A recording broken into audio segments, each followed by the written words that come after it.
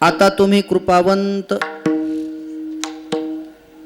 तुम्ही कृपावंत साधू संत जीवलग, गोमटे ते करा माझे भार ओझे तुम्हासी, वंचिले ते पायापाशी नाही यासी वेगळे, गोमटे ते करा माझे भार ओझे तुम्हासी. तुका म्हणे सोडिल्या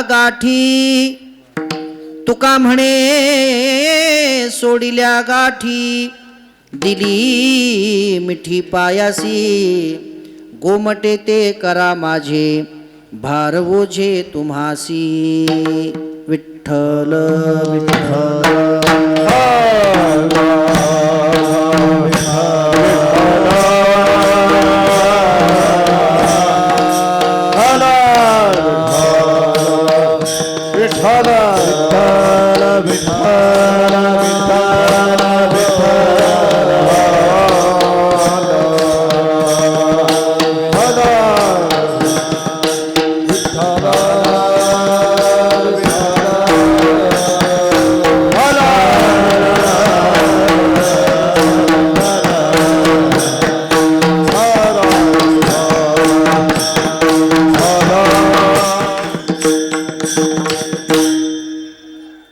समचरण सरोजम सांध्रनीलांबुदाभं, जघननिहित पाणिं मंडनं मंडनानां, तरुण तुलसीमाला कंधरं कंजनेत्रं, सदय धवलहासं विठ्ठलं चिंतयामि.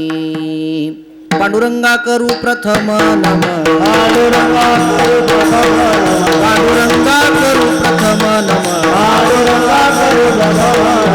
दुसरे चरणा संतांची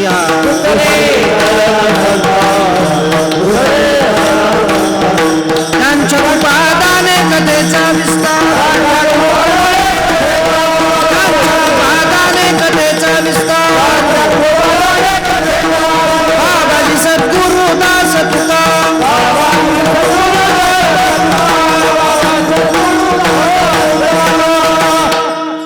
आता नमुरंग भूमिका, कीर्तनी उभे होती लोका, टाळ मृदंग श्रुती देखा, तया माझे नमन दंडवत. श्री संताची ये माथा चरणावरी साष्टांग हे करी दंडवत. विश्रांती पावलो सांभाळा उत्तरी, वाढले अंतरी प्रेम सुख, जयांचे केलिया स्मरण, होय सकळ विद्यांचे अधिकरण, तेची वंदू श्रीचरण श्री गुरूंचे, ते नमस्कारून आता. नमो सद्गुरु तुकया ज्ञानदीपा, नमो सद्गुरु सच्चिदानंद रूपा, नमो सद्गुरु भक्त कल्याण मूर्ती, नमो सद्गुरु भास्करा पूर्ण कीर्ती. घ्यावे माझे हाती सेवा, हेची देवा विनवणी, हेची देवा विनवणी, हेची देवा विनवणी.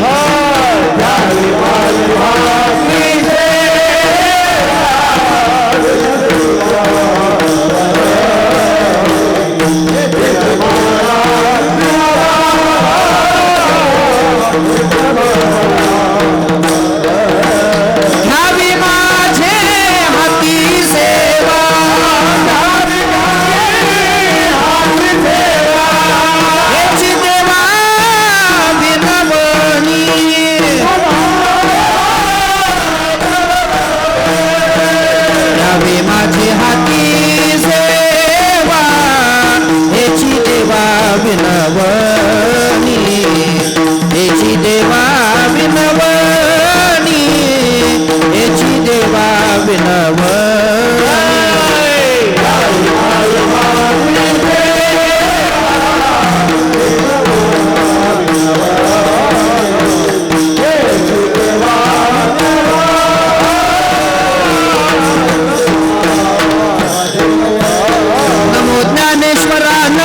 ज्ञानेश्वरा, नमो ज्ञानेश्वरा, नमो ज्ञानेश्वरा, नमो ज्ञानेश्वरा,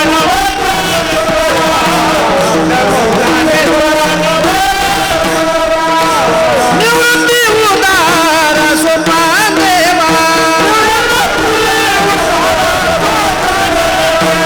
निवृत्ती उदारा सोपान देवा,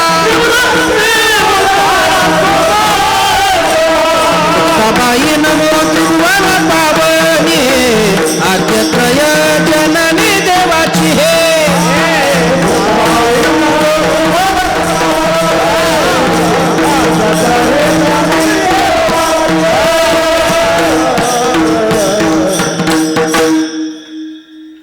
आता तुम्ही कृपावंत साधू संत जीवलग, गोमटे ते करा माझे भार ओझे तुम्हासी, विठ्ठल विठ्ठल.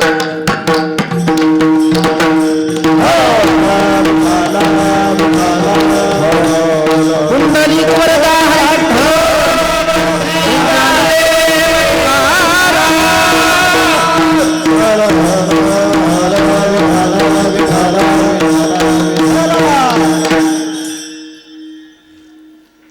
प्रस्तुत प्रसंगी प्राप्तस्थळी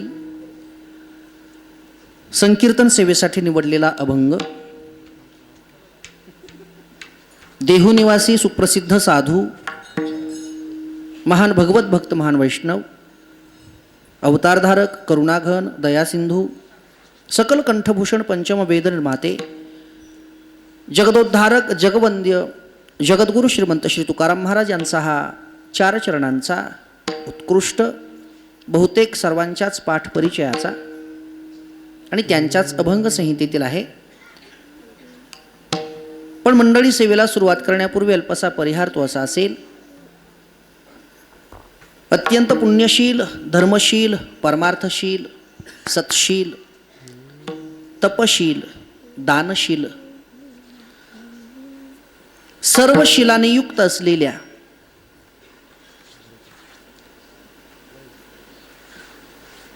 आपल्या सर्वांचं श्रद्धास्थान, आदरस्थान, गुरुस्थान, प्रेमस्थान असलेल्या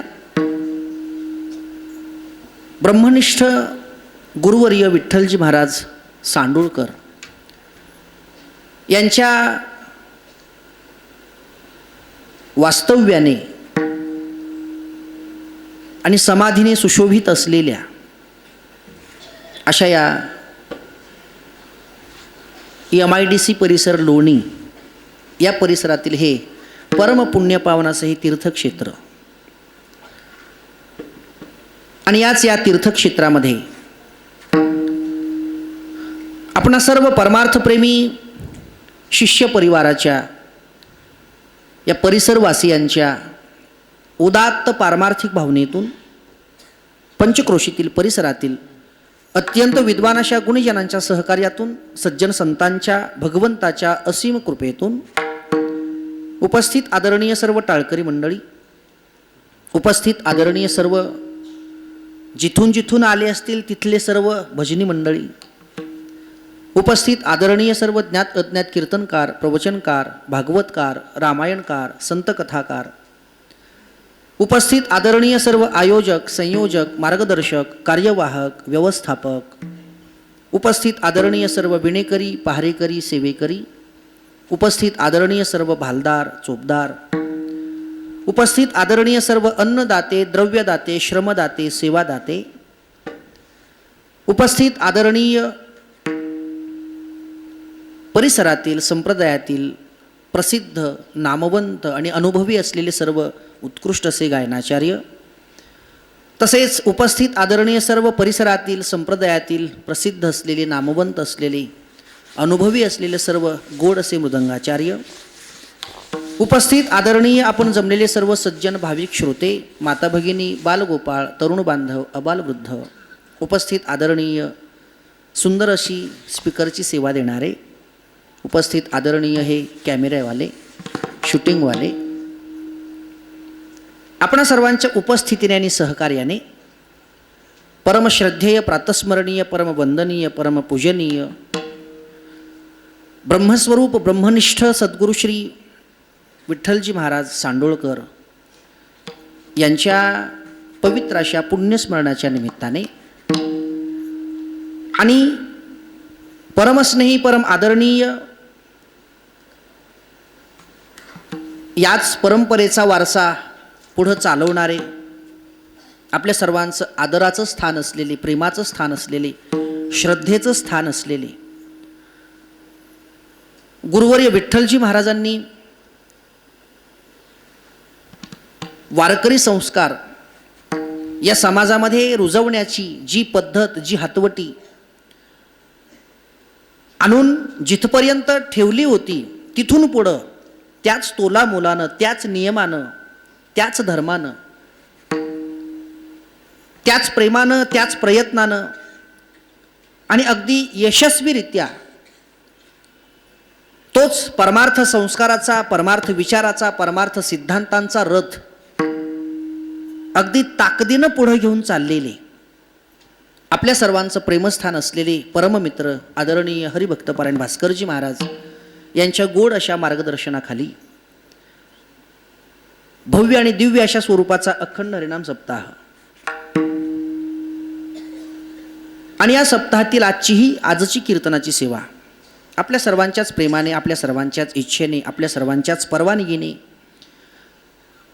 आणि माझ्या महत भाग्याने परमस्नेही परम आदरणीय हरिभक्तपरायण भास्करजी महाराज आणि परमस्नेही परम आदरणीय नेहमी अगदी तारीख दिल्यापासून ते इथपर्यंत येईपर्यंत नेहमी संपर्कात असलेले आदरणीय संदीपजी महाराज पांचाळ यांच्याद्वारा प्राप्त झालेली ही सेवा आहे.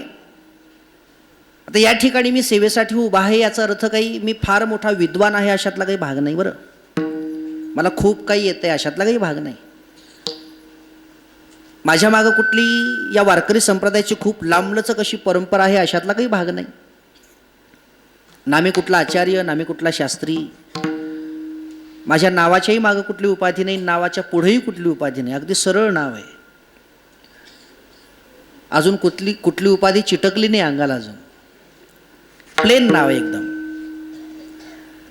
ज्ञानोबा तुकोबांनी दाखवून दिलेल्या वाटेवर होईल तेवढं प्रामाणिकपणे कसं चालता येईल याचा प्रयत्न करणारा एक साधारण असा मी कीर्तनकार आहे. आणि म्हणून बोलण्याच्या ओघात एखादा शब्द चुकीचा जाईल, कठोर जाईल, अपशब्द जाईल, मला आपलाच समजून क्षमा करा. विठ्ठल विठ्ठल.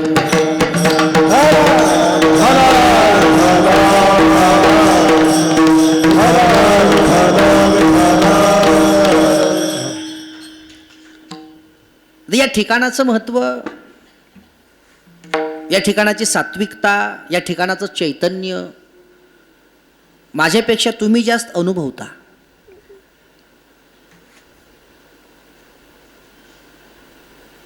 गुरुवर्य विठ्ठलजी महाराज हे ब्रह्मनिष्ठ तर होतेच, पण त्यांची ब्रह्मनिष्ठता ते आपल्यासाठी इथं ठेवून गेलेत. बरं, या महाद्वाराच्या आत येण्याच्या अगोदर येणारा माणूस कशाचाही निष्ठ असू द्या, कुठलाही निष्ठ असू द्या, राजकारण निष्ठ असू द्या, व्यवसाय निष्ठ असू द्या, शेतीनिष्ठ असू द्या, कशाचाही निष्ठावंत असू द्या, पण जेव्हा तो या महाद्वाराच्या आत येतो आणि गुरुवर्यांच्या समाधींच्या लहरीच्या जेव्हा तो सान्निध्यात येतो ना, या समाधीच्या लहरीच्या सान्निध्यात, रेंजमध्ये, आताच्या भाषेत रेंजमध्ये जेव्हा तो येतो ना, तेव्हा महाराज जसे ब्रह्मनिष्ठ होते तसं येणारा प्रत्येक माणूस इथं यायच्या अगोदर कशाचाही निष्ठ असला तर इथं आल्यानंतर मात्र तो सुद्धा ब्रह्मनिष्ठच होतो. महाराजांची जी ताकद आहे, महाराजांची जी पॉवर आहे, आपणासारखे करीती तात्काळ नाही काळ वेळ तया लागी, याचा अनुभव मला इथं आल्या आला.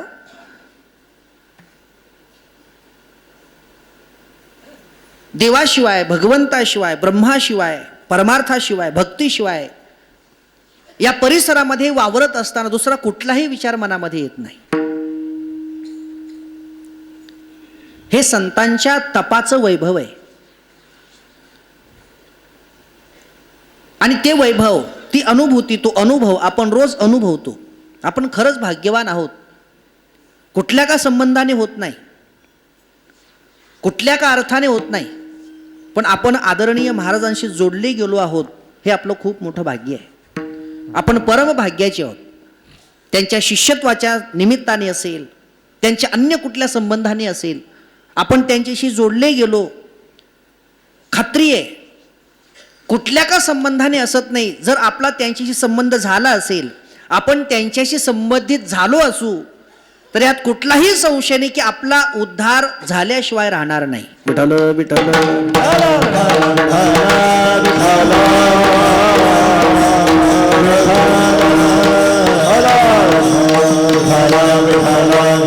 आणि एखाद्या महात्म्याचा वारसा पुढे चालवण्यासाठी पुढचा माणूस सुद्धा, पुढची व्यक्ती सुद्धा त्याच अधिकाराची लागते. बरं, त्याच तोला मोलाची लागते.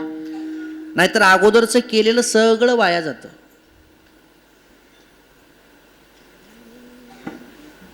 आपल्या अगोदर खूप मोठ्या मोठ्या माणसांनी, आता आपण पाहतोच की नाही, बापाने एवढं कमवलेलं असतं, एवढं की त्याची मोजदाद होत नाही, एवढं कमवलेलं असतं. खूप कष्टाने, हुशारीने एवढं कमवलेलं असतं. पण त्याची पुढची पिढी अशी निघते, बापानं जेवढं कष्टाने कमवलेलं होतं, जेवढं त्याच्या अक्कल हुशारीने मिळवलेलं होतं, ते काही दिवसामध्ये पूर्ण नष्ट केलं जातं. अशी शेकड्यावर नाही, हजारावर उदाहरण आहेत, हजारावर. बापाने खूप कष्टाने कमवावं, खूप कष्टाने मिळवावं, खूप कमवून ठेवावं, आणि पुढच्या वारसदाराने, पुढच्या पिढीनं मात्र ते अगदी काही दिवसामध्ये नष्ट करून टाकावं. काही अर्थ नाही. मागच्यानी कमवावं आणि ते पुढच्यानी नष्ट करावं, याला काही अर्थ नाही, याला काही किंमत नाही. मागच्यानी कमवावं आणि पुढच्यानी नष्ट करावं, हा अधम वर्ग आहे. अधम, एकदम कनिष्ठ. याला थोडंसं नीच म्हटलं तरी चालेल. मागच्यानी कमवावं आणि पुढच्यांनी ते नष्ट करावं, हा एकदम अधम आहे. याच्या पुढं मागच्यानी कमवावं आणि पुढच्यानी आहे तेवढं कायम ठेवावं, हा मध्यम आहे. मागच्यानी कमवावं आणि पुढच्यानी आहे तेवढं कायम ठेवावं, हा मध्यम आहे. पण मागच्यानी कमवावं आणि पुढच्यानी त्याच्यामध्ये वाढ करावी, हा उत्तम आहे. आणि आपण पाहतोच आहोत वर्षानुवर्ष, दिवसेंदिवस इथं वाढतं होत चाललंय, आहे तेवढंच राहिलंय का कमी होत चाललंय? वाढतं. आपल्या सगळ्यांचा अनुभव आहे. अरे हातच्या काकणाला आरसा कशाला? अगदी काही महिन्यापूर्वीच ते मागचं बांधकाम पूर्ण झालं की नाही. किती सुंदर असं ते बांधकाम झाले, पहा किती सुंदर, किती देखणं असं ते बांधकाम आहे. त्याच्या अगोदरचा हा सभामंडप, आता तो सभामंडप, वरचेवर वाढतं होत चाललं की नाही. हे पुढची पिढी, पुढचे वारसदार उत्तम असण्याचं हे लक्षण आहे. मागच्याने कमवावं आणि पुढच्याने ते वाढवावं, हे उत्तम असण्याचं लक्षण आहे. आणि असे उत्तम अधिकारी या गादीला जे प्राप्त झालेत, जे मिळालेत, जे ही गादी चालवतात, आणि ही गादी चालवणं सोपी नाही हो, सोपी नाही. ही साध्या सुध्याची गादी नाही, ही ब्रह्मचार्याची गादी आहे.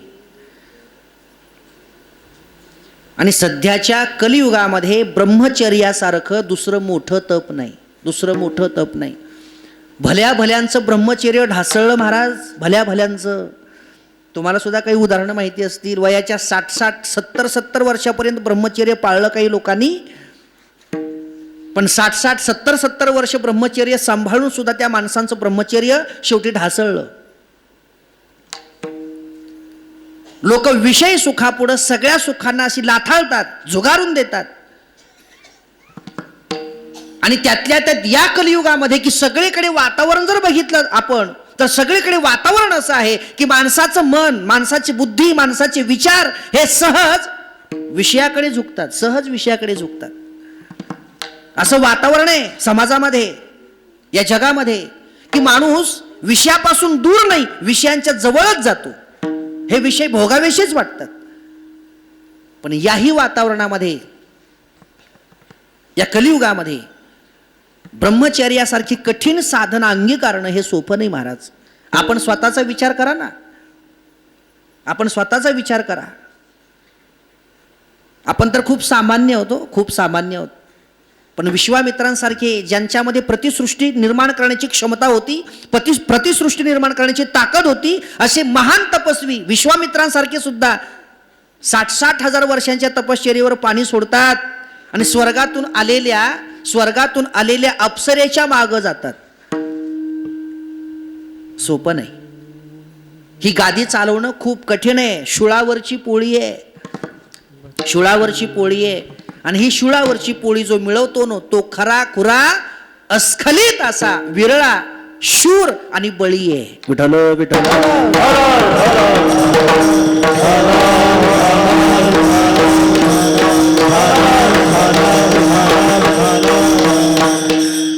अशा ब्रह्मनिष्ठ सद्गुरूंच्या चरणी, आदरणीय भास्करजी महाराजांच्या चरणी पुनश्च एकदा विनम्र अभिवादन करून आपण सेवेला प्रारंभ करू.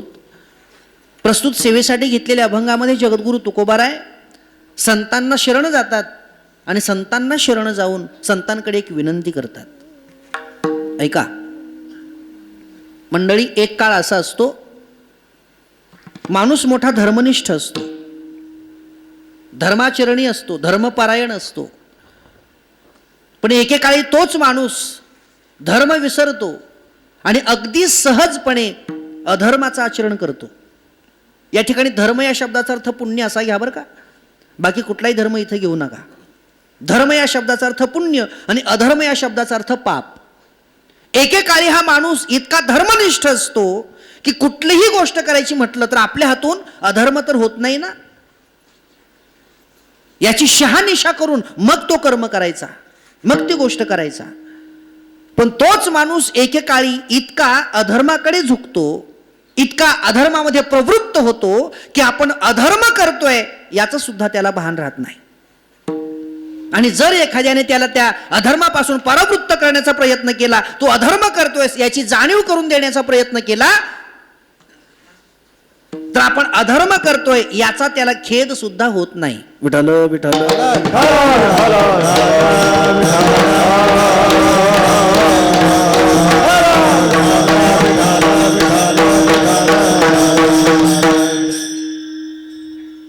माणसाला एकतर आपण अधर्म करतोय याची जाणीव असावी, त्याचा पश्चाताप असावा. आणि जर त्याला त्याची जाणीवही नसेल आणि त्याचा पश्चातापही नसेल, तर तो माणूस म्हणायच्या अधिकाराचाच नाही, तो माणूस म्हणायच्या योग्यतेचाच नाही. आपल्याकडून खूप सहज पण खूप मोठी मोठी पापं होतात बरं का. आपल्याला त्याचं भान नसतं, आपल्याला त्याचं गणितच लागत नाही. तुम्हाला साधं उदाहरण सांगतो मी, अगदी साधं, रोज घडणारं. मला वाटतं जवळजवळ 90 नाही 95 नाही 99% माणसं हॉटेलमध्ये जातात, नाश्ता करतात, जेवण करतात. करू द्या, काही अडचण नाही, करूच नये असं माझं म्हणणं नाही. भूक लागली असेल, जवळपास काही खाण्याची व्यवस्था नसेल, भूक तर खूप लागली असेल, तर नाही लाजाना का होत नाही, माणूस हॉटेलमध्ये जातो, नाश्ता करतो, जेवण करतो. करू द्या, काही अडचण नाही. जवळजवळ 99% माणसं हॉटेलमध्ये जाणारी आहेत, नाश्ता करणारी आहेत, जेवण करणारी आहेत. पण माझा तुम्हाला एक साधा प्रश्न आहे, 99% माणसं हॉटेलमध्ये जाऊन नाश्ता करतात, जेवण करतात, पण त्यातली किती टक्के माणसं नाश्ता करताना किंवा जेवण करताना पायातली चप्पल किंवा बूट काढतात? किती टक्के माणसं काढतात? 1% नाही, अर्धा टक्का नाही, अर्ध्यातला अर्धा टक्का सुद्धा नाही. पायातली चप्पल तशीच असते, पायातला बूट तसाच असतो आणि याचं वाजवणं चालूच असतं. काय वाटतं तुम्हाला, जेवण करणं म्हणजे नुसतं हा खड्डा भरणं असतं का? नाही, जेवण करणं म्हणजे हा नुसता खड्डा भरणं नाही. ऐका, मी लहानपासून ऐकत आलोय आणि कदाचित तुम्हाला सुद्धा ती माहिती आहे. वदनी कवळ घेता नाम घ्या श्रीहरीचे, सहज हवन होते नाम घेता फुकाचे, जीवन करी जीवित्व अन्न हे पूर्ण ब्रह्म, उदर भरण नो हे जाणीजे. काय पुढं? यज्ञ कर्म. बायांना सुद्धा माहिती आहे बघा. उदर भरण नो हे जाणीजे यज्ञ कर्म. अरे जेवण करणं म्हणजे हा नुसता उकंड्याचा खड्डा भरणं नाही, तर तो एक यज्ञ. आणि या जगामध्ये ऐका, या जगामध्ये यज्ञासारखं दुसरं पवित्र कर्म कुठलं नाही, कुठलंच नाही. आणि यज्ञ का केला जातो माहितीये? यज्ञ भगवंताला प्रसन्न करून घेण्यासाठी केला जातो ना. तसं आपण जे जेवतो, आपण जे आपल्या पोटामध्ये अन्न घालतो, ते फुकट नाही घालीत. आपल्या आतमध्ये असलेला जो परमात्मा आहे त्याला प्रसन्न करण्यासाठी आपण ते अन्न आपल्या पोटामध्ये घालत असतो. मग आपल्या आतला जो अंतरात्मा आहे तो प्रसन्न होतो, आपल्यातला जो देव आहे तो प्रसन्न होतो. आपण जेवताना एक एक घास पोटामध्ये घालताना तृप्त होतो की नाही? सुख समाधान वाटतं की नाही? तो आपला आत्मा जो आहे, आपला जो आत नांदणारा देव आहे तो तृप्त होतोय, ही त्याची जाणीव आहे. म्हणून आपण जेवण करणं म्हणजे एक नुसती साधारण क्रिया नाही, तो यज्ञ आहे, ती देवाची पूजा आहे. ऐका, लक्षात ठेवा. आणि देवाची पूजा करत असताना, यज्ञ करत असताना पायातली चप्पल, पायातला बूट हा काढला पाहिजे ना. कुठूनही आलेला, कशातही पडलेला तो तसाच पायात असावा नसावा. एक लक्षात घ्या. आपण मंदिरात चपलासकट जातो का? जातो? नाही जात. बुटासकट जातो? नाही जात. का नाही जात? काय होतं? गेल्यावर काय होतं? काय होत नाही का? मग जात जावा. जाऊ नये. का जाऊ नये? काय होतं? तसंच गेल्यावर काय होतं? पाप होतं. पाप काय होतं? पाप. अधर्म आहे तो. तो खूप मोठा दोष आहे, ते खूप मोठं महापाप आहे. पण पुढचं वाक्य आहे का? मंदिरामध्ये पायात चप्पल घालून, बूट घालून गेल्यानंतर जेवढा मोठा दोष लागतो, जेवढं मोठं पाप लागतं, तेवढंच मोठं पाप पायात बूट किंवा चप्पल घालून जेवल्यावर लागतं. विठ्ठल विठ्ठल.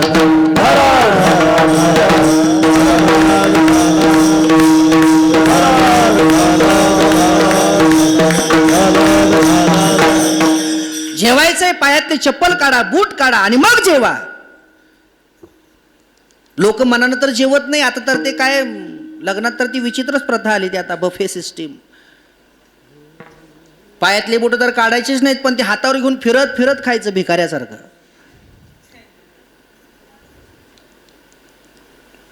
मी एका माणसाला म्हणलं, अरे जेवण करताय, जेव्हा काही अडचण नाही, पण पायातला बूट काढा आणि शांत बसून जेवा. असं बूट घालून नका जेवू. तो माणूस मला म्हटला, महाराज तुम्ही लई जुन्या काळातली दिसायले हो. मी म्हणलं कशावरून? अहो आता हीच पद्धत आहे. पायातला बूट कोणी काढत नाही, पायात बूट घालूनच जेवायची पद्धत आहे. मी म्हणलं चांगली गोष्ट आहे बुवा, चालू दे. आता पायात बूट घालून जेवायलास काही अडचण नाही, हेच चालू आहे म्हणून सांगतोयस. आता काही दिवसानं बुटात घेऊन खाशील आणि पुन्हा म्हणशील आता हेच चालू आहे. म्हणजे आपण पाप करतोय, आपण अधर्म करतोय याचं तर भान नाहीच नाही. पण जर कुणी सांगायला गेलं तर त्याचा खेदही त्याला वाटत नाही. किती मोठा दोष आहे, किती मोठं पाप आहे. बरीच माणसाचं कीर्तनाला येतात, पण सगळीच माणसं कीर्तन ऐकायला येत नाहीत. ऐका, सगळीच माणसं कीर्तन ऐकायला येत नाहीत. बरीच माणसं कीर्तनाची फक्त चव बघायला येतात. जर त्यांच्या चवीचं वाटलं तर बसतात, आणि जर त्यांच्या चवीचं वाटलं नाही तर लगेच उठून जातात. पण एक लक्षात घ्या, जर तुम्ही चालू कीर्तनातलं, चालू कथेतलं जर उठून गेला तर तुम्हाला त्याचं काही वाटत नाही, पण ते साधं नाही, ते खूप मोठं पाप आहे, खूप मोठा दोष आहे तो. असं मी नाही, तुम्हाला प्रमाण देऊन सांगतो ना, मी प्रमाण देऊन सांगतो. देवाने यमाला सांगितलं, यमा दोन गोष्टी लक्षात ठेव. पहिली गोष्ट, जे लोक माझ्या कथेला येतात, जे लोक माझ्या कीर्तनाला येतात, जे लोक माझ्या भजनाला येतात, जे लोक माझ्या प्रवचनाला येतात, त्यांना अजिबात धक्का लावायचा नाही, यम मंडळ नाही लावणार. आणि दुसरी गोष्ट लक्षात ठेव, जे लोक चालू कथेतून उठून जातात, चालू कीर्तनातून उठून जातात, चालू भजनातून उठून जातात, अरे चालू प्रवचनातून उठून जातात, त्यांना अजिबात सोडायचं नाही, यम मंडळ नाही सोडणार. नका जाऊ त्यांच्या गावा, नामधारकाच्या शिवा. देवाने सांगितलं आणि देवाने हे सुद्धा सांगितलं, जे चालू कीर्तनातलं उठून जातात त्यांना अजिबात सोडायचं नाही. यम म्हणला नाही सोडणार, काठी घेऊनच उभा असतो तो. नावडे ज्या कथा उठोनिया जाती, नावडे ज्या कथा उठोनिया जाती, ते यमा फावती बरे ओझा, ते यमा फावती बरे ओझा.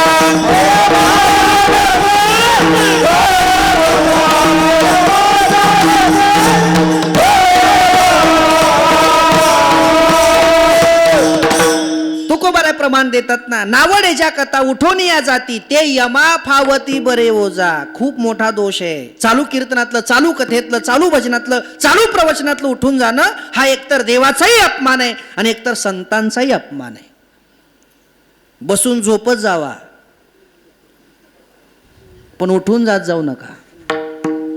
आणि याच्या पुढे जाऊन बोलू, जर बसणंच होत नसेल तर येतच जाऊ नका. विठ्ठल विठ्ठल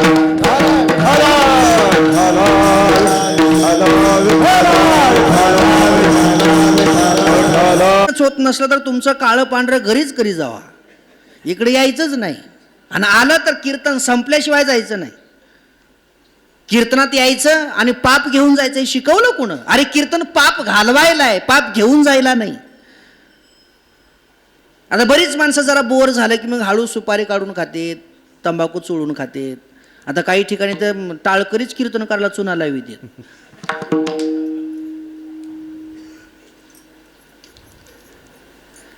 बाया सुद्धा हळूच नशीची डबी काढून पदराच्या खालून नाकात घाली त्यात.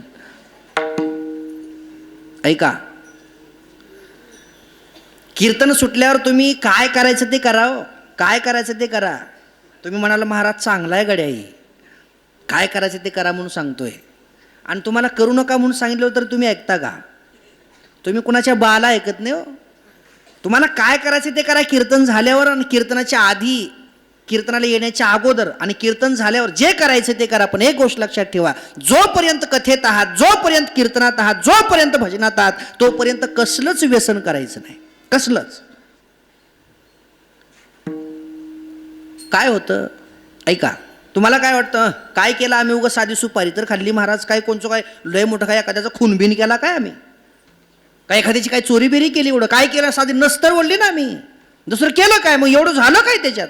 झालं काय? ऐका, नीट लक्षात ठेवा आणि पक्क ध्यानात ठेवून घरी जा. जर आपण कीर्तनात, कथेत, भजनात बसून जर आपण कुठलं व्यसन केलं, जर पान खाल्लं, सुपारी खाल्ली, तंबाखू खाल्ली, बिड्या ओढल्या, सिगारेटी ओढल्या, न सोडली, मिश्री लावली, तर याला हलक्यात घेऊ नका. जी माणसं कीर्तनात बसून व्यसन करतात त्या माणसांना गोहत्येचं पाप लागतं. विठ्ठल विठ्ठल.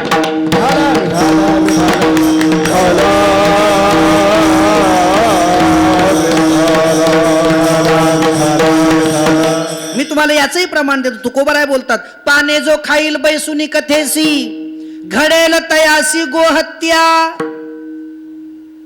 जो पान खाईल, सुपारी खाईल, बिड्या ओढील, नस ओढील, कुठलंही व्यसन करू द्या, कुठलंही, जर त्यानं व्यसन केलं असेल तर त्याला गोहत्येचं पाप लागतं. आपल्याला वाटतं का असं होईल म्हणून? नाही वाटत, पण किती सहज आणि किती मोठं पाप आपल्याकडून घडत जातं बघा.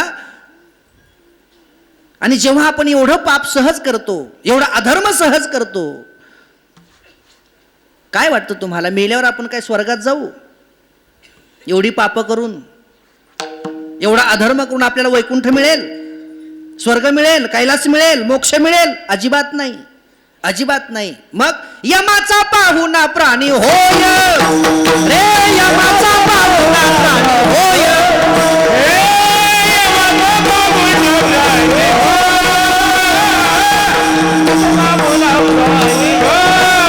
हरिविने जन्म नरकाची पैजाना, हरिविने नरकाची पैजाना.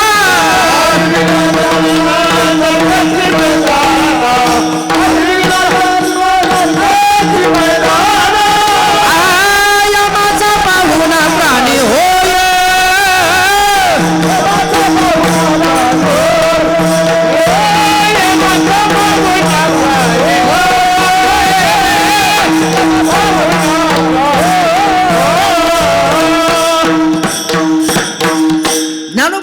बोलतात, हरिविणे जन्म नरकाची पैजाना, आणि पाप करणारा यमाचा पाहुणा प्राणी होय.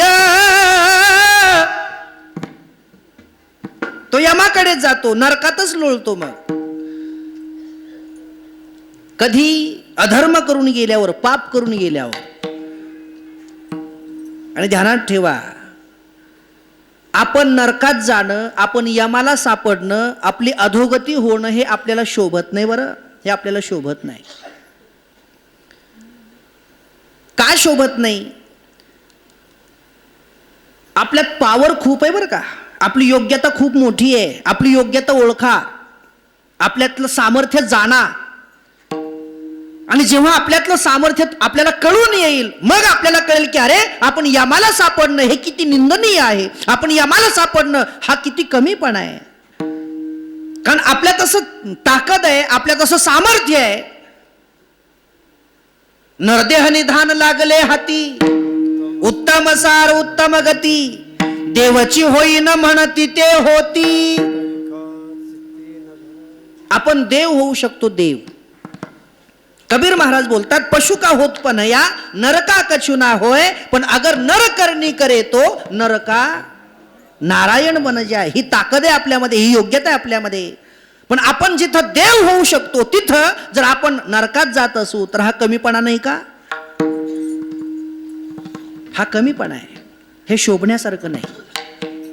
म्हणून तर तुकोबाराय बोलतात, करणे ते हेची करा, नरका घोरा का जाता, नरका घोरा का जाता, नरका घोरा का जाता.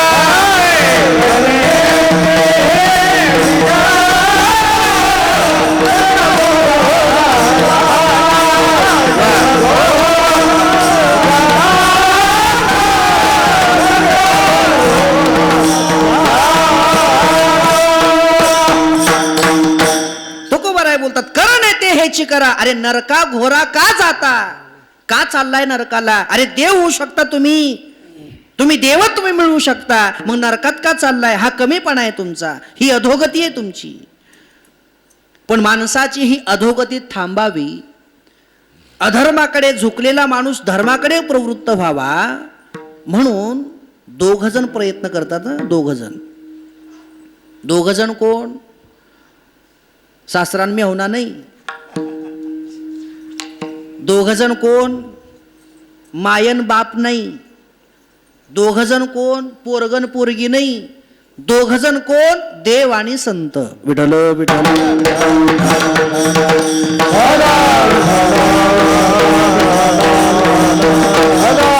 या मानवी समाजात धर्मप्रेम वाढलं पाहिजे, या मानवी समाजामध्ये धर्माचरण वाढलं पाहिजे, म्हणून दोघ जण प्रयत्न करतात. त्यातला एक आहे देव आणि दुसरे आहेत संत.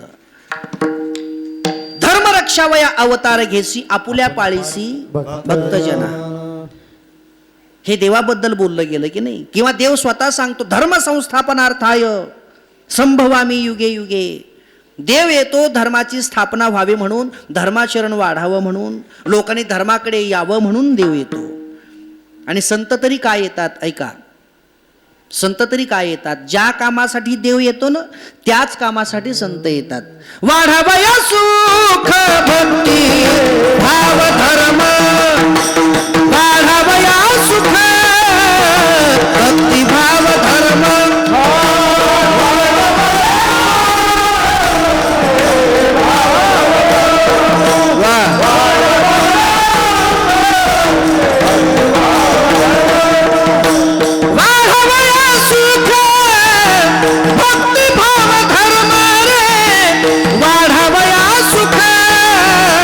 भक्ती भाव धर्म.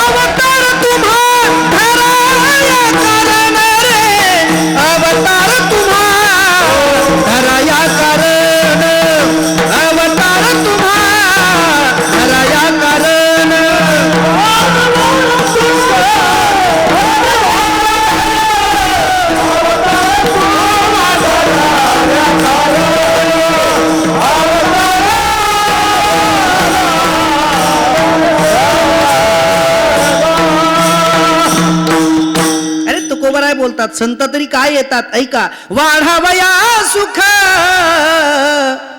भक्ती भाव धर्म. धर्म वाढावा म्हणूनच देव येतो. नीट विषय लक्षात घ्या. धर्म वाढावा म्हणूनच देव येतो आणि धर्म वाढावा म्हणूनच संत येतात. एकाच कामाला दोघं येतात ना, एकाच कामाला दोघं येतात आणि आल्यावर दोघं एकच काम करतात, धर्माची स्थापना.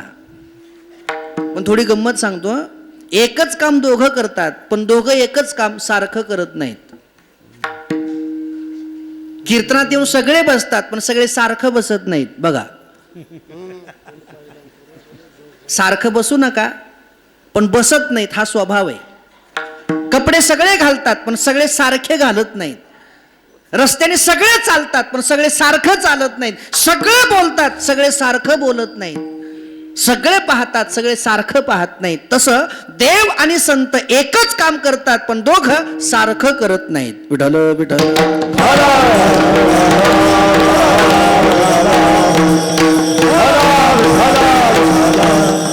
मग देवाची पद्धत काय आहे? भक्ता राखे पायापाशी दुर्जनाशी संहारी. संपली देवाची पद्धत. देव आला रे आला की दोनच कामं करतो, एक भक्तांचं रक्षण आणि दुष्टांचा नाश. तिसरं काम तो करत नाही. पण संत काय करतात? करुणी सायास शिकविली. संत दुष्टांना मारत नाहीत आणि मारणं त्यांना अवघड नाही बरं का, हेही लक्षात घ्या. मारणं त्यांना अवघड नाही. मला सांगा, आता आम्हाला म्हणत नाही म्या, पण ज्यांना 2 तास तुकोबारायांच्या अभंगावर बोलता येतं, ज्यांना 2 तास समाजाला खिळवून ठेवता येतं, ज्यांना 2 तास अनेक सिद्धांत प्रमेय मांडता येतात, त्यांना 2-4 शिव्या द्यायला येत नसतील का? सोपं गणित आहे ना. आणि लय अवघड आहे का ते? अरे तुकोबारायांच्या अभंगावर कीर्तन करणं लय अवघड आहे, पण 2-4 शिव्या देणं काहीच अवघड नाही. त्याचा काही कुठं क्लास नसतो, त्याचं काही कुठं ट्रेनिंग नसतं. ते उपजतच येतं, ते जन्मताच आपल्यामध्ये येत असतं. ते सहज शिकून जातो माणूस. अवघड आहे का ते? अवघड नाही, पण द्यायला जीवच उचलत नाही. विठ्ठल विठ्ठल.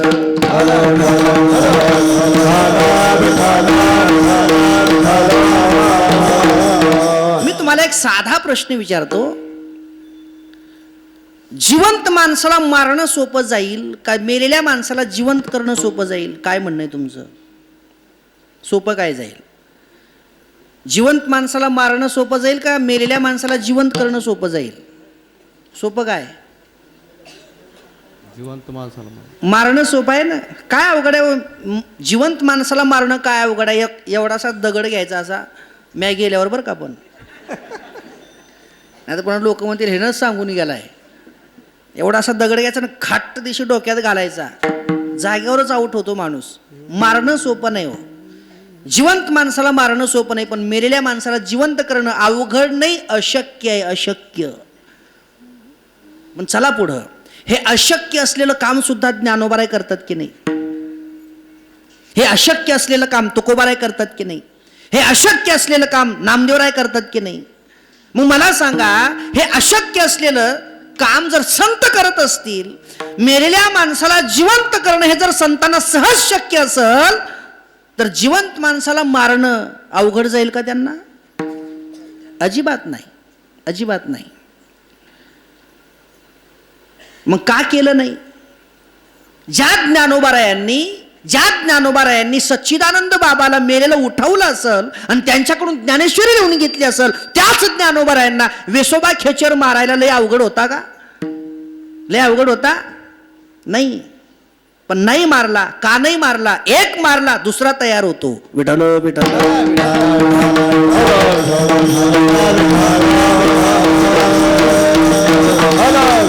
मला सांगा, जर वाल्या कोळ्याला देव भेटला असता तर तुमचं काय म्हणणं आहे? तुमचं मत? वाल्या कोळ्याला जर देव भेटला असता आणि जर वाल्या कोळ्याने देवाला धमकावलं असतं, तलवार बिलवार अशी मानेवर ठेवली असती, काय केलं असतं देवानं? उपदेश केला असता का मारला असतं? मारलं असतं ना. उपदेश नसता केला, त्याला सरळ एका ठ्याक्यात आडवा केला असता आणि देव पुढे गेला असता.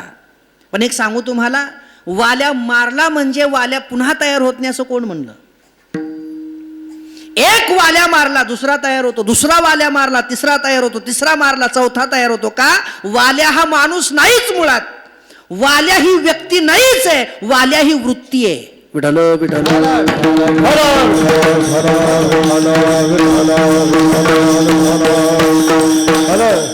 जर तुम्ही माणसं कितीही मारली आणि वृत्ती तशीच राहिली तर वाल्या पुन्हा तयार होतच राहणार आहे.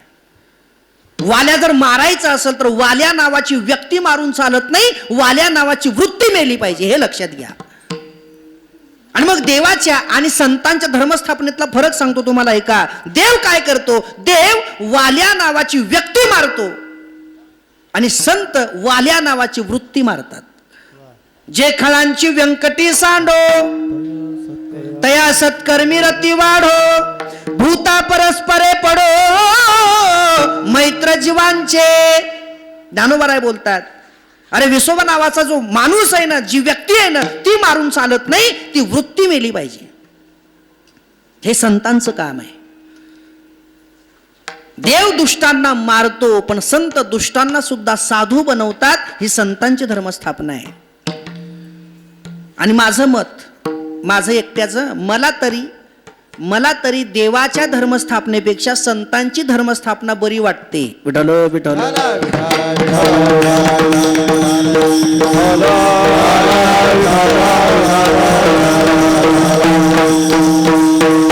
मला सांगा, शाळेतून घरी येताना आपल्या पोरानं जर पेन्सिल चोरून आणली दुसऱ्याची तर बाप काय करतो? शहाणा असेल तर, बरं का, बाप जर शहाणा असेल तर, बावळट जर असेल तर म्हणाल बरं झालं 1 रुपया वाचला. पण शहाणा तसं नाही म्हणणार. त्या लेकराला जवळ घेऊन 2-4 चापटा मारील आणि पुन्हा धमकी देईल, जर पुन्हा चोरी केली तर तंगडं मोडून हातात देईन, अजिबात चोरी करायची नाही, काय लागतं ते मला मागायचं, चोरी नाही करायची. बाप मारून धमकी देतो. आणि जर हीच गोष्ट त्याच्या आईला कळली तर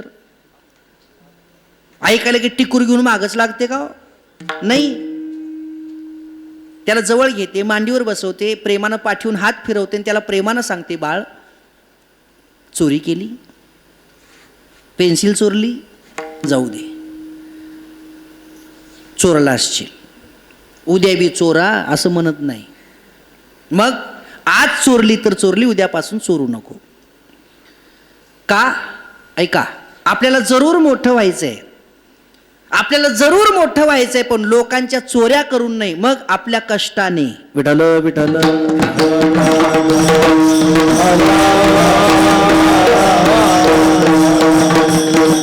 आपल्याला जरूर शिकायचंय, पण लोकांच्या पेन्सिला चोरून नाही, आपल्या कष्टाने शिकायचंय. आज केली, उद्यापासून करू नको. का? चोरी करणं महापाप आहे. आणि आई लहानपणी बाळाला मांडीवर बसून शिकवते, बरं का, पाप करू नको बरं का राजा, पाप करू नको. का? पाप केल्यावर देव कान कापतो, बरं, पाप करू नको. आई त्या लेकराला मांडीवर बसून समजावते आणि बाप त्या लेकराला 4 झापडा मारून धमकी देतो. माझा तुम्हाला साधा प्रश्न आहे, लेकराला पटतं कुणाचं? 1 सेकंदाच्या आत उत्तर येतं. लेकराला पटतं कुणाचं? आईचं. मग आता हे सांगा, बापाचा हेतू वेगळा होता का? बापाचा हेतू वेगळा होता का? नाही. जो हेतू बापाचा होता तोच हेतू आईचा होता. पण लेकराला आईचं का पटलं? आईची पद्धत वेगळी होती म्हणून. विठ्ठल विठ्ठल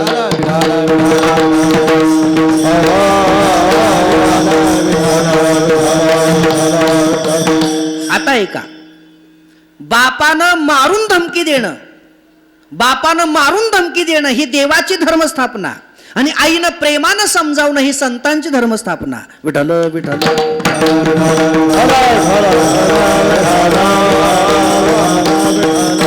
आणि म्हणून तुकोबाराय संतांना पहिली उपमा आईची देतात, बरं, पहिली उपमा आईची देतात.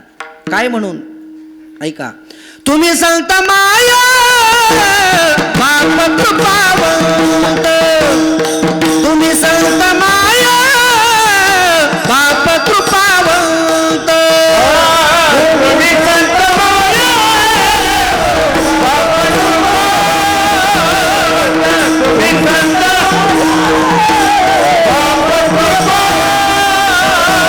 तुम्ही संत माया बाप कृपावंत, तुम्ही संत माया बाप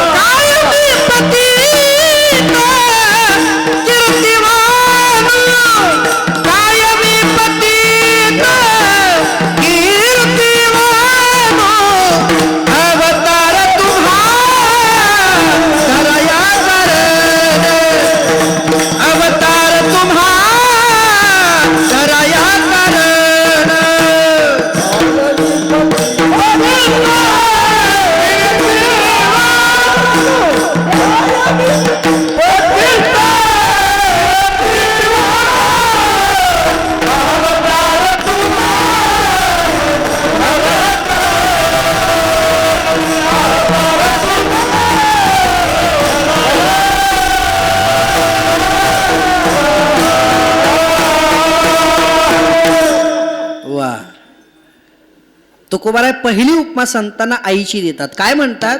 तुम्ही संत माया, माया अगोदर, तुम्ही संत माया आणि मग बाप कृपावंत. तुम्ही माय आहात. काय करता? जशी आई आपल्या लेकराला प्रेमानं समजावते तसं तुम्ही सुद्धा आम्हाला प्रेमानं समजावता. लागून या पाया विनवितो तुम्हाला. आई सुद्धा म्हणते की नाही आपल्या लेकराला, अरे तुझ्या पाया पडते सावलीत खेळ, तुझ्या पाया पडते बघ सावलीत खेळ. वास्तविक सावलीत खेळणं हे लेकरासाठी चांगलं आहे, पण लेकराच्या चांगल्यासाठी पाया कोण पडतंय? आई पाया पडते. तसं आपण भक्ती करणं ही आपल्यासाठी चांगली आहे, पण आपल्या चांगल्यासाठी संत पाया पडतात. विठ्ठल विठ्ठल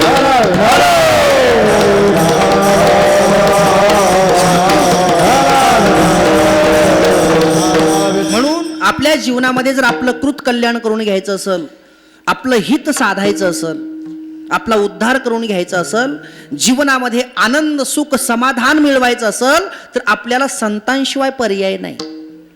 संतांशिवाय पर्याय नाही. म्हणून सुखासाठी, समाधानासाठी, शांतीसाठी इथं तिथं भटकत फिरण्यापेक्षा, इथं तिथं कोणाच्याही पुढे पदर पसरण्यापेक्षा सरळ संतांना गाठावं, सरळ संतांना शरण जावं आणि आपली कुठलीही समस्या असू द्या त्यांच्या पुढे प्रतिपादन करावी. मला खात्री आहे जर ते संत असतील तर आपल्या कुठल्याही समस्येचं ते समाधान केल्याशिवाय राहणार नाही. अरे त्यांच्याकडे जो याचक म्हणून जातो ना, त्यांच्याकडे जो दीन होऊन जातो संत, त्याचा उद्धार केल्याशिवाय राहत नाही. त्याचा उद्धारच करतात. म्हणून तुकोबारायांना हे माहिती आहे, तुकोबाराय हे जाणतात. म्हणून तुकोबाराय आपली विनंती घेऊन संताकडे जातात आणि संतांसमोर परिहार देतात अभंगाच्या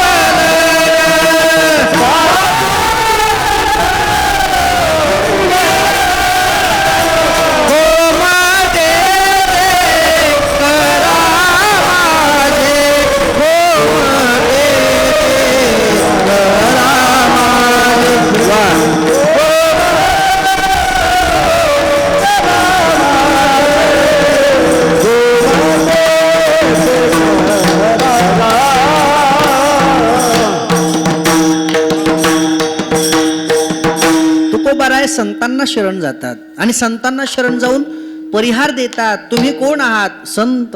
आता तुम्ही कृपावंत साधू संत जीवलग. आता आता म्हणजे कधी? सगळे पर्याय संपल्यानंतर. आता जिथं एक विषय संपतो आणि जिथं दुसरा विषय सुरू होतो, त्या दोन्ही विषयांना जोडण्यासाठी जो शब्द येतो तो असतो आता. विठ्ठल विठ्ठल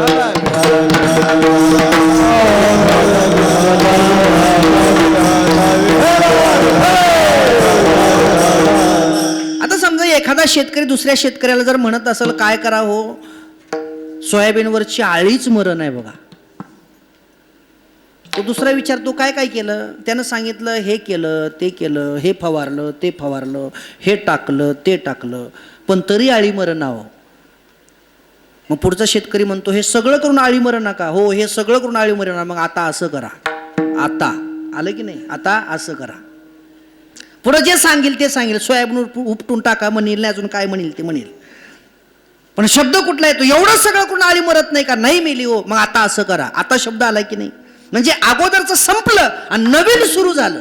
त्या दोन्हीला जोडणारा शब्द येतो आता. आता ज्ञानेश्वरीमध्ये ज्ञानोबारायांनी केलं. ज्ञानेश्वरी संपवली कुठल्या ओळीवर? किंबहुना तुमचे केले धर्म कीर्तन हे सिद्धी नेले येथ माझे जे उरले पाईक. पण या ओळीवर ज्ञानोबाराय ज्ञानेश्वरी संपवतात. ज्ञानेश्वरीचा विषय या ओळीवर संपला, पण याच्या दुसऱ्या ओळीवर लगेच पसायदान सुरू झालं. ऐका, पसायदान म्हणजे ज्ञानेश्वरी नाही बरं का, हे लक्षात घ्या. ज्ञानेश्वरीत पसायदान नाही. पसायदान हे स्वतंत्र ज्ञानोबारायांचे एक भाष्य आहे. पसायदान ही स्वतंत्र ज्ञानोबारायांची प्रभू परमात्म्याकडे गुरु परमात्म्याकडे एक स्वतंत्र केलेली मागणी आहे. ती ज्ञानेश्वरी नाहीये. ज्ञानेश्वरी याच वेळेवर संपली. किंबहुना तुमचे केले इथंच संपली. धर्म कीर्तन हे सिद्धी नेले येथ माझे जे उरले पाईक. पण याच्या पुढच्याच ओवीत ज्ञानोबाराय पसायदान सुरू करतात, पण त्याच्या सुरुवातीला शब्द लावतात आता. विश्वात्मके देवे येणे वाग्यज्ञ तोषावे तोषोनी मज द्यावे पसायदान हे. जर हे कळत नसल, कळलं नसल तर दुसरं उदाहरण सांगतो. हे सगळ्याच्या परिचयाचं सांगतो. फक्त एकच वाक्य म्हणलं की तुमच्या बरोबर लक्षात येतं सगळं. आता ते जर तुम्ही लग्नाला गेलात, आलं की नाही लक्षात? ह्याच्यात लय तरबेज येतो आपण, लय हुशार ह्याच्यात. शेवटच्या मंगलाष्टकाचा शब्द काय असतो? हे नाही सांगावं लागत. या बाबतीत आपला हातच नाही धरायचा कोणी. हो, शेवटची मंगलाष्टका या शब्दानं सुरू होते. आता बस एवढंच लगे कान टवकारूनच. सावध सावधान समय. ऐका, ते भटजी बुवा जे असतात, जे ते ब्राह्मण जे असतात, किंवा ही मंगलाष्टका जी असते ती आता नका सुरू होते. ही शेवटची मंगलाष्टका आहे. याच्यानंतर मंगलाष्टका नसते. याच्यानंतर बिंडवाले सगळे असं तयारीतच राहतात. आता डम डम डम वाजवायचंच राहतं. शेवटची मंगलाष्टका आताने सुरुवात का होते? कारण काय त्याचं? बाकीची कुठलीच मंगलाष्टका आताने सुरू होत नाही, पण शेवटची आता शिवाय सुरू होत नाही. आताच येतं. का बरं येतं आता? ते भटजी बुवा जे असतात, ते ब्राह्मण बुवा जे असतात, ते त्या वधूवरांना हे सांगतात. काय सांगतात? ऐका, ते आता म्हणण्यामागं भटजी बुवा त्या वधूवरांना हे सांगतात की अरे आजपर्यंत तुम्ही जे आयुष्य जगलात ते ब्रह्मचारी आश्रमात जगलात. ऐका, आजपर्यंत तुम्ही जे आयुष्य घालवलं ते ब्रह्मचारी आश्रमात घालवलं, आणि आता इथून पुढं जे तुम्हाला आयुष्य घालवायचंय ते गृहस्थ आश्रमात घालवायचे. म्हणून दोन्हीच्या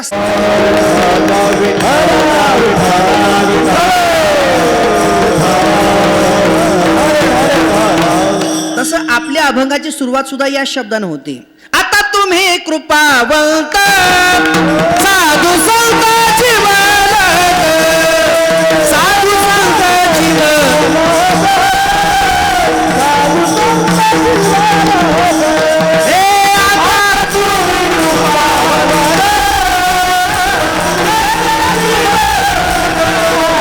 साधू संत जीवलग.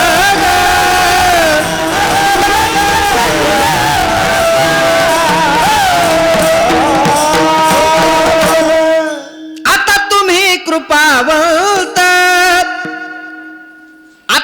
कृपावंत आहात. कोण? तुम्ही जे साधू संत आहात ना, ते तुम्हीच कृपावंत आहात आणि तुम्हीच जिवलग आहात. तुमच्यासारखा कृपावंत या जगात दुसरा कोणी नाही आणि तुमच्यासारखा जिवलग या जगात दुसरा कोणी नाही. किती कृपावंत आहात तुम्ही, किती कृपावंत आहात. संत जे येतात, मगाशी बोललो आपण, संत जे येतात ते काय येतात? उद्धाराया जन जड जीव, तिघाचा उद्धार आहे, एकट्या माणसाचा नाही बरं का. जन म्हणजे आपण, जड आणि जीव, नुसत्या आपल्या माणसाचाच नाही. जन म्हणजे माणसं, जड म्हणजे जडच, निर्जीव वस्तू त्या जडच. आणि जीव म्हणजे कुठल्याही योनीतले जीव असू द्या, कुठलीही अचेतन वस्तू असू द्या, जड वस्तू असू द्या किंवा माणूस असू द्या, संत या सगळ्यांचा उद्धार करतात. विठ्ठल विठ्ठल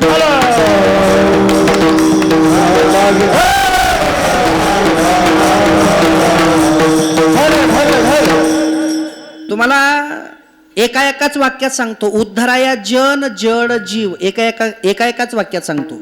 संत कसे या तिघांचा उद्धार करतात ऐका. ज्ञानोबारायांनी ज्ञानेश्वरी आपल्यासाठी लिहिली ना. कोणासाठी लिहिली? आपल्यासाठी लिहिली. ज्ञानोबारायांनी हरिपाठ आपल्यासाठी लिहिला. ज्ञानोबारायांनी अमृतानुभव आपल्यासाठी लिहिला. ज्ञानोबारायांनी अभंग आपल्यासाठी लिहिले. हा जनाचा उद्धार आहे.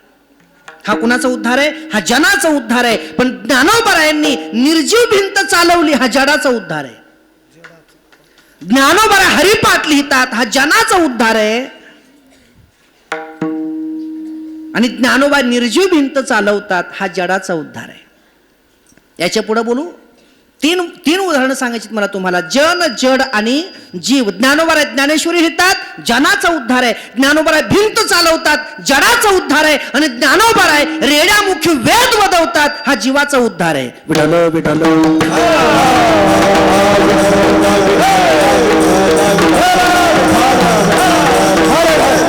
मला सांगा मग, देवानं असे किती रेड्याचा उद्धार केला? दाखवा एखादं उदाहरण.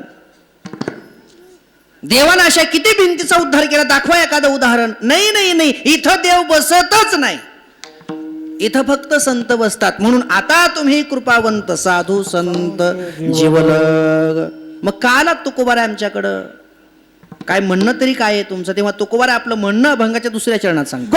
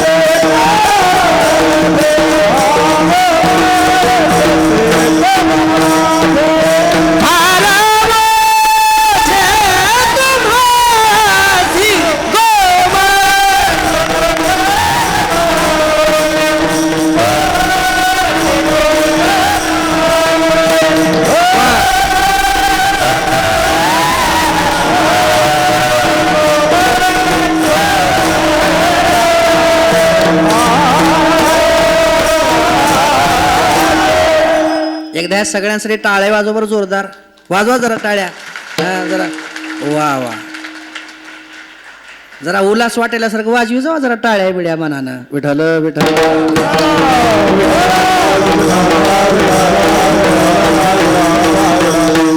गोमाटे ते करा माझे, गोमाटे ते करा माझे. तुकोबारायांना संत विचारतात, ठीक आहे स्तुती केलीत धन्यवाद थँक्यू, पण तुमचं म्हणणं काय सांगा. तेव्हा तुकोबाराय म्हणतात माझं दुसरं काही म्हणणं नाही, माझं गोमटं करा, माझं चांगलं करा, माझं हित करा, माझं भलं करा, एवढंच माझं म्हणणं आहे. गोमटे ते करा माझे भार ओझे तुम्हासी विठोबा रखुमाई. विठोबा रखुमाई, विठोबा रखुमाई, जय विठोबा रखुमाई, जय विठोबा रखुमाई, जय विठोबा रखुमाई, जय विठोबा रखुमाई, जय विठोबा रखुमाई, जय विठोबा रखुमाई, जय विठोबा रखुमाई, जय विठोबा रखुमाई, जय विठोबा रखुमाई, जय विठोबा.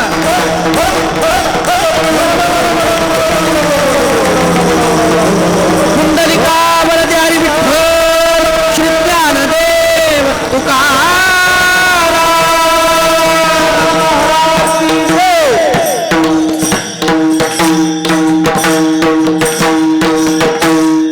ज्यांनी ज्यांनी मनानं टाळ्या वाजवल्या असतील आणि मनानं भजन केलं असेल त्यांना धन्यवाद. आणि ज्यांनी मनानं टाळी वाजवली नसेल, मनानं भजन केलं नसेल, त्यांना उद्या दुपारी पंगत आहे. तुम्ही त्याच कामाचे बाकीचे. ज्यांना भजन करायचे ते मनानं करतात, पण ज्यांना करायचंच नाही ते सांगून बी करीत नाहीत, मग पंक्तीला कोण आहे? मग तेच, दुसरं काही नाही. तुकोबाराने विचारलं, महाराज तुमचं भलं व्हावं, चांगलं व्हावं, हित व्हावं, यासाठी तुम्ही संतांनाच का निवडलं? तुकोबाराय म्हणतात, म्हणून तर मी आता शब्दानं सुरुवात केली ना अभंगाची. आता शब्द मी सुरुवातीला जो घातला तो उगीच नाही घातला, कारण संतांकडे जाण्याच्या अगोदर मी अगोदर दुसऱ्यांकडेही जाऊन आलो, अगोदर दुसऱ्याकडेही जाऊन आलो. कुणाकुणाकडे? ऐका, तुकोबाराय म्हणतात मी संतांकडे जाण्याच्या अगोदर दुसऱ्यांकडेही गेलो, पण तिथं माझं समाधान झालं नाही. ऐका, एवढाच मुद्दा आहे का? कुणाकुणाकडे गेलात तुम्ही? तुकोबाराय म्हटले सुरुवातीला मी जीवांकडे गेलो, म्हणजे माझ्यासारखे जे दुसरे जीव आहेत अगोदर मी त्यांच्याकडे गेलो आणि त्यांच्याकडे जाऊन मी त्यांना विनंती केली, काय? गोमटे ते करा माझे. कुणाकडे? जीवाकडे. पण जीवाने काय सांगितलं, महाराज तुम्ही चुकीच्या ठिकाणी आलात. का? अहो जसे तुम्ही तसेच आम्ही. विठ्ठल विठ्ठल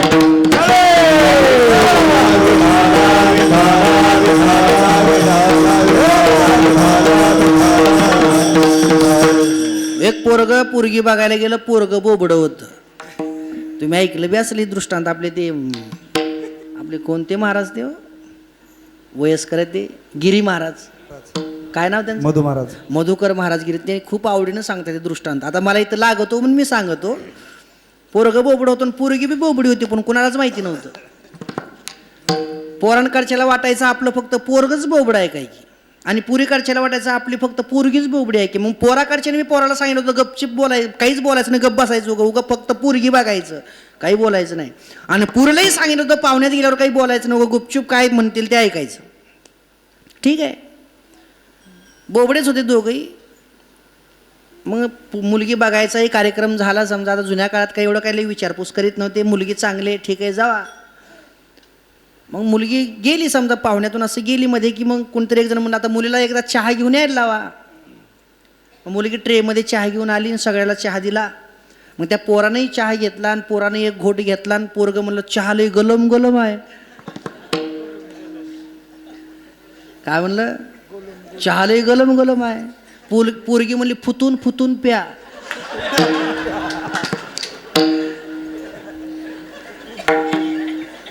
पोरगं म्हणलं चहा लय गलम गलम आहे आणि पोरगी म्हणली फुतून फुतून प्या. आता बोबडच कुणाला म्हणायचं सांगा आता? अरे ही बी तसलंच आणि ती बी तसलंच. तसं तुकोबार आहे, तुम्ही आमच्याकडे आलात, आम्ही बी तुमच्यावनीच आहेत, तुमच्यात आमच्यात काय फरक आहे? आज जसे तुम्ही दुःखी आहात तसेच आम्ही दुःखी आहोत. आम्ही तुमचं कल्याण करू शकत नाही का? अहो, आमचंच आम्हाला अजून झालं नाही. आम्ही आमचाच गोमटा अजून मिळवलं नाही. आम्ही तुमचं काय गोमटं करणार आहोत? नाही, तुमची इच्छा आमच्याकडे पूर्ण होणार नाही. चला, मग तिथून तुकोबाराय निघाले. कुठे गेले? संसाराकडे. आणि संसारापुढे विनंती केली, संसारा गोमटे ते करा माझे, भार ओझे तुम्हासी. संसाराने सांगितलं, तुकाराम महाराज, अहो तुम्ही अगोदर माझं स्वरूप तरी बघा. अगोदर माझं स्वरूप तरी बघा. काय माझं स्वरूप आहे? दुःख बांधवडी आहे हा संसार, दुःख बांधवडी आहे हा संसार.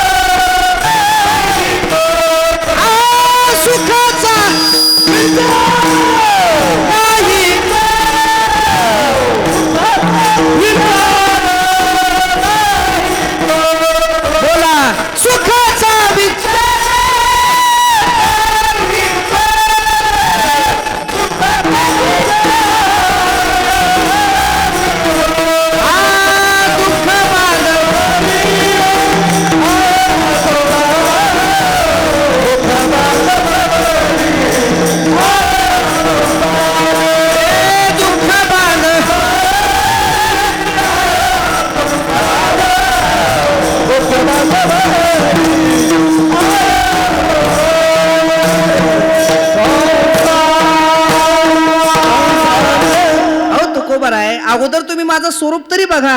बरं, तुम्ही सांगितलं ना दुःख बांधवडी आहे हा संसार. संसार दुःख मूळ सगळ्याला पाठ आहे, सगळ्याला पाठ आहे. पण कीर्तन सुटले की सगळे तिथंच जातात. अजून विठ्ठल विठ्ठल.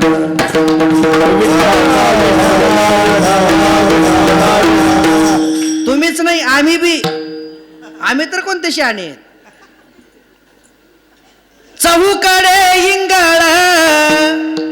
विश्रांती नाही कोठे, रात्रंदिवस तळमळ काम क्रोध लोभ शुनी पाठी लागले ओढाळ. कवना मी शरण जाऊ दृष्टी देईल निर्मळ, धर्म जागो सदैवाचा जे बापर उपकारी. अहो तुकोबाराय, माझं स्वरूपच दुःखाचं आहे. मी तुम्हाला सुख कुठून देऊ शकतो? नाही देऊ शकत. तुमची इच्छा इथं पूर्ण होणार नाही. तुकोबाराय तिथूनही फिरले. बघा, जीवाकडे गेले, माघारी फिरले. संसाराकडे गेले, माघारी फिरले. आता कुणाकडे गेले? देवाकडे गेले. बरं का, आता हे थोडं महत्वाचं आहे का? एवढंच महत्वाचं आहे का? हो, झालाय आपला टाइम बी आता. देवाकडे गेला. आता तुम्हाला असं वाटतं असेल की मग आता देवाकडे तर तुकोबारांचं काम व्हायलाच पाहिजे ना. देवाकडे तुकोबारायांचं काम व्हायलाच पाहिजे. पण ऐका, देवाकडेही तुकोबारायांचं काम झालं नाही. का नाही झालं? तुकोबाराय देवाकडे गेले आणि देवासमोर हात जोडून म्हणले, देवा मी तुमच्याकडे आलोय, तुम्हाला शरण आलोय. देवाने विचारलं, मग गोमट येते करा माझे, भार ओझे तुम्हाशी. जेव्हा तुकोबाराय देवाकडे गेले तेव्हा तुकोबारायांचं गाऱ्हाणं देवानं ऐकलंच नाही. ऐकलंच नाही. ऐकल्याच्या नंतर काहीतरी केलं असतं, पण तुकोबारायांचं गाऱ्हाणं देवानं ऐकूनच घेतलं नाही. काय घेतलं नाही? ऐका, आता हे आपल्यासाठी महत्वाचं आहे बरं का. देव फक्त दोघांसाठीच असतो. मी मगाशी बोललो ना, देव फक्त दोघांसाठी असतो. कोणासाठी? एकतर साधूसाठी, म्हणजे एकतर सज्जनासाठी किंवा दुर्जनासाठी. देव मधल्यांसाठी नसतोच. परित्राणाय आणि विनाशायच मधला कुणी आहे का इथं? नाही, कुणीच नाही. देव फक्त एकतर साधूचं काम करतो किंवा दुर्जनाचं काम करतो, एकतर सज्जनाचं काम करतो किंवा दुर्जनाचं काम करतो. आणि आपली शोकांतिका अशी आहे, आपली अडचण अशी आहे, आपण धड सज्जनही नाही आणि धड दुर्जनही नाही. ही वस्तुस्थिती आहे. आपण धड सज्जनही नाही आणि धड दुर्जनही नाही. चला मी तुम्हालाच विचारतो डायरेक्ट, इथं जमलेल्यापैकी जे कुणी सज्जन असतील त्यांनी हात वर करा. जर कुणी हात वर केला तर मी लगेच सांगतो तुम्ही सज्जन कसे नाही. एवढ्यात जो कुणी सज्जन असेल त्यानं हात खरंच वर करा. जर कुणी सज्जन असेल तर. एक बी सज्जन नाही. बर चला द्या सोडून. एवढ्यापैकी जो कुणी दुर्जन असेल त्यानं हात वर करा. आता सज्जन बी कोणी नाही दुर्जन बी हाय तर कोण. नाधड सज्जन नाधड दुर्जन. आपण दुर्जन का नाही. आपण दुर्जन का नाही. कीर्तनाला आलोत म्हणून. ऐका, आपण कीर्तनाला आलोत म्हणून आपण दुर्जन होत नाही. पण आपलं वय नसताना सुद्धा आपण तो पास यष्टीत दाखवतो म्हणून आपण सज्जनही नाही. विठाल विठाल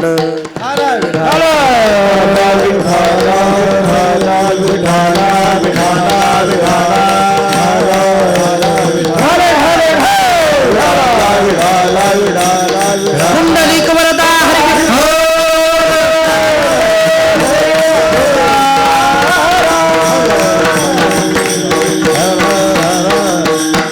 आपण कीर्तनाला आलोत म्हणून आपण दुर्जन नाही. पण आपण दिवसातून कमीत कमी 100 वेळा तरी खोटं बोलतो म्हणून आपण सज्जन नाही. आपण पंढरपूरला जातो म्हणून दुर्जन नाही. पण आपण अर्ध तिकीट वय नसतानाही काढतो म्हणून आपण सज्जन नाही. आपण मोडतो कशात. नाधड ह्याच्यात नाधड त्याच्यात. मग कशात. ह्याच्यातच. कशात. ह्याच्यातच. म्हणजे नाधड याच्यात नाधड याच्यात ह्याच्यातच. विठाल विठाल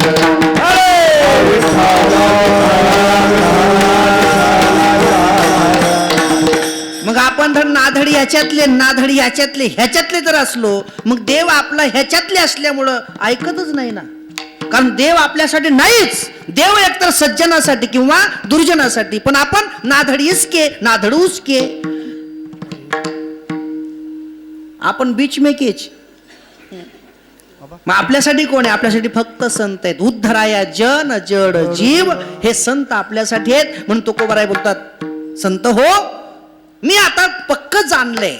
माझं काम जीवाकडे होणार नाही. माझं काम संसाराकडे होणार नाही. आणि माझं काम देवाकडे होणार नाही. म्हणून आता तुम्ही कृपावंत साधू संत जीवलग गोमटे ते करा माझे भार ओझे तुम्हाशी. माझ्या हिताचा माझ्या चांगल्याचा माझ्या गोमट्याचा सर्वस्वी भार मी आता तुमच्यावर सोपवलाय. आता माझं गोमटं करणं हे तुमच्या हातात आहे. माझं भलं करणं माझं चांगलं करणं माझं हित करणं हे तुमच्या हातात आहे. आपण सुद्धा असं संतांना शरण गेलं पाहिजे बरं का. आपण सुद्धा विठ्ठल महाराजांनाच म्हटलं पाहिजे बाकी कुणाला नाही. आपण विठ्ठल महाराजांनाच शरण गेलं पाहिजे आणि त्यांनाच म्हटलं पाहिजे महाराज गोमटे ते करा माझे भार ओझे तुम्हाशी. तेच आपलं गोमटं करू शकतात.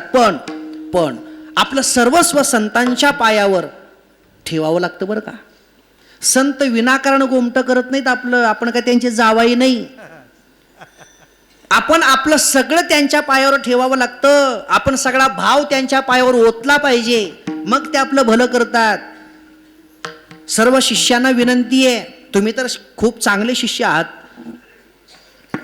महाराजांची शिष्य परंपरा ही नुसती आपल्या लातूर जिल्ह्यापुरतीच मर्यादित नाही.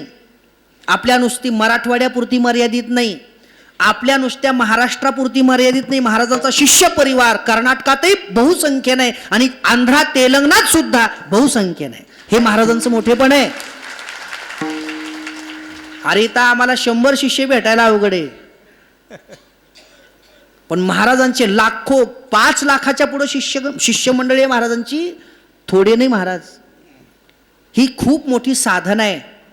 आणि तुम्ही भाग्यवान असे आहात की तुम्हाला ब्रह्मनिष्ठ सद्गुरू सारखे विठ्ठल महाराजांसारखे सद्गुरू मिळालेत. हे तुमचं मोठेपण आहे. पण सगळ्यांना विनंती आहे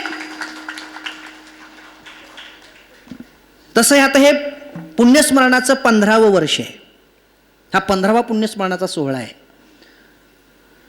आदरणीय भास्करजी महाराजांच्या नियोजनामध्ये तपपूर्तीचा सोहळा खूप मोठा करायचा होता, पण नेमकं त्यावेळेत लॉकडाऊन आलं. 12व्या वर्षालाच लॉकडाऊन पडलं आणि मग तपपूर्तीचा जो भव्य सोहळा करायचा होता तो राहून गेला. आणि मग महाराजांनी असं ठरवलं की आपण हेच तपपूर्तीचं जे वर्ष आहे ते आपण 16व्या वर्षी साजरं करू. कारण लोक 16व्या वर्षाला धोक्याचं म्हणतात, आपण त्या 16व्या वर्षाला मोक्याचं बनवू. म्हणून 12व्या वर्षाचा तपपूर्ती सोहळा आपण 16व्या वर्षात करू, म्हणजे पुढच्या वर्षी. आता या वर्षी नाही, हे 15वं वर्ष आहे. पुढच्या वर्षी तपपूर्तीचा खूप भव्य आणि दिव्य असा स्वरूपाचा सोहळा होणार आहे. आणि जवळजवळ 1.25 ते 1.5 कोटीचा खर्च आहे. थोडा थोडका नाही, किती? 1.25 ते 1.5 कोटीचा. आणि एवढा मोठा जो आपण खर्च करतोय ना, तो आपल्या सद्गुरूंच्या तपपूर्ती सोहळ्याचा करतोय, हे लक्षात असू द्या. आपल्या या मंदिरावर, आपल्या या समाधीवर हेलिकॉप्टरने पुष्पवृष्टी होणारे हा सोहळा नुसत्या महाराष्ट्रात नाही, हा सोहळा पूर्ण भारतभर गाजणार आहे आणि तो आपण साजरा करणार आहोत. तो सोहळा आपल्याला सगळ्यांना साजरा करायचा आहे. 1.25 ते 1.5 कोटीचा खर्च आहे आणि तो सगळा खर्च आपल्याला करायचा आहे. आणि मला खात्री आहे एवढं मोठं स्वरूप जे आज इथं पाहायला मिळते, हे सगळं तुम्हा सर्व शिष्य परिवाराच्याच मुळे झालेलं आहे. हे सगळं तुमच्या उदार अंतकरणाच्या भूमिकेतून हे पार पडलेलं आहे. पण आपल्याला पुढच्या वर्षीची एक अजून मोठी भूमिका आहे. आपल्याला तपपूर्तीचा सोहळा खूप भव्य स्वरूपाचा साजरा करायचा आहे.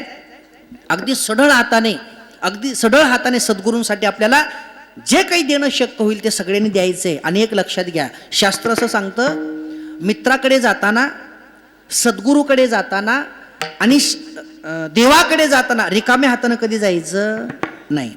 आपण सद्गुरूकडे येतोय ना, रिकाम्या हाताने यायचं नाही, अगदी भरभरून द्यायचं, भरभरून. जर आपण 2 हाताने दिलं तर सद्गुरू आपल्याला 1000 हाताने देतात, 1000. अरे आपण त्यांचा महिमा वाढवावा, आपण त्यांचं मोठेपण वाढवावं, आपण त्यांचं महत्व वाढवावं. आणि त्याच्यापेक्षा कैक पटीनं त्या साधू संतांनी आपलं महत्व वाढवावं, ही त्यांची जबाबदारी असते. म्हणून सर्वांना, सर्व शिष्य परिवारांना विनंती आहे, तुम्ही तर पुढच्या वर्षीच्या दान यज्ञामध्ये सहभागी तर होणारच आहात, पण तुम्ही तुमच्यासोबत दुसरे 4 शिष्य, दुसरी 4 माणसं इकडे आणली पाहिजेत. कारण हा भव्य स्वरूपाचा जो सोहळा आहे की नाही, तो फक्त आपल्या पुरताच मर्यादित राहिला नाही पाहिजे. इतर लोक, कोणते लोक जे इकडे कधी येत नाहीत, ते लोक सुद्धा इकडे आले पाहिजेत. आणि ते लोक सुद्धा इकडे येऊन या मार्गामध्ये प्रवाहित झाले पाहिजेत.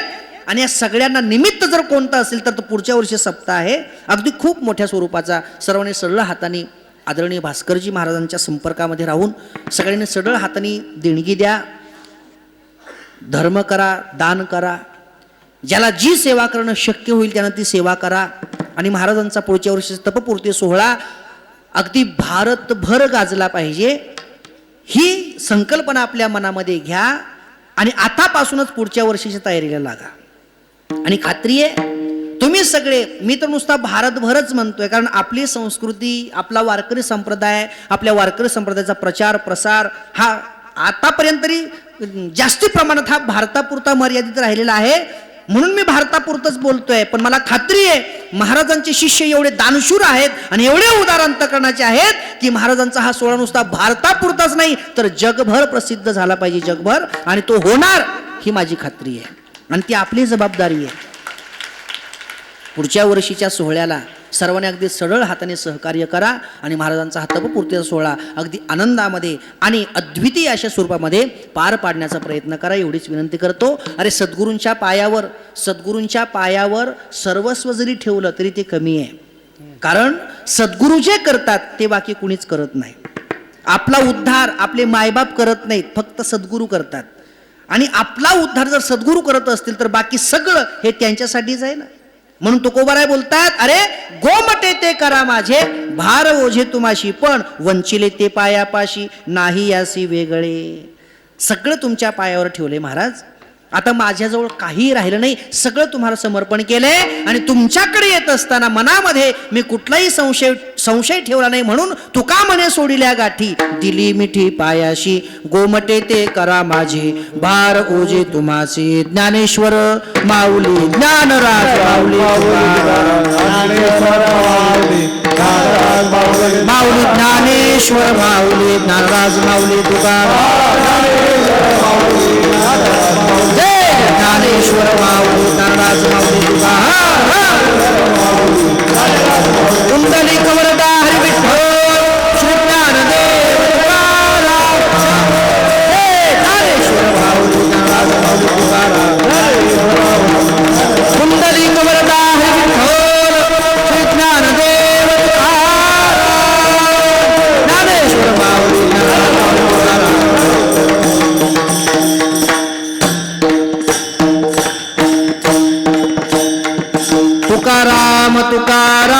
तुकाराम तुकाराम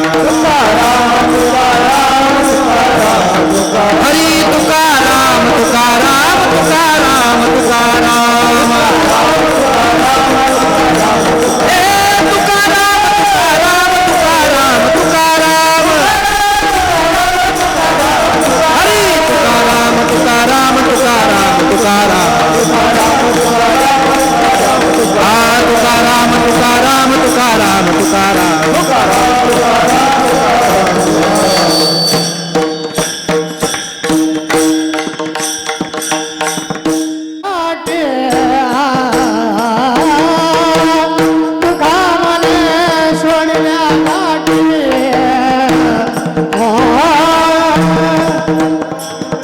सोडिल्या गाठी हे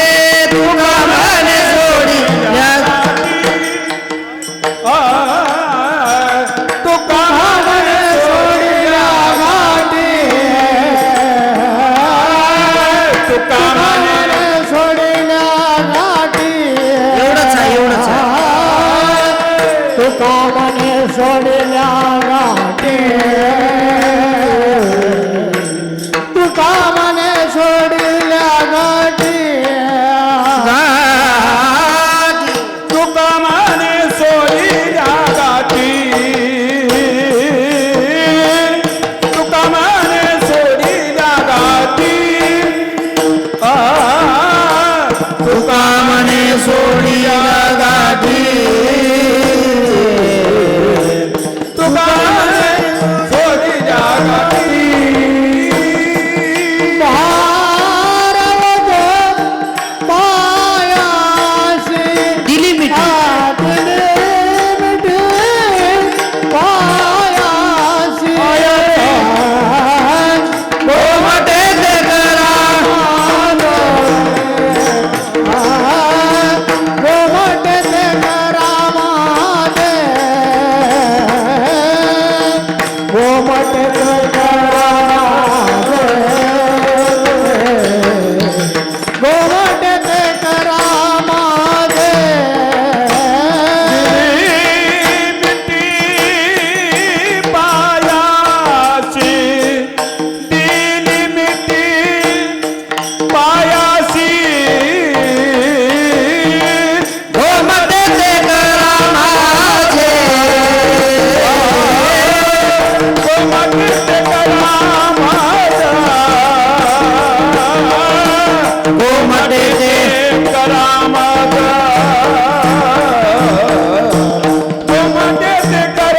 माझा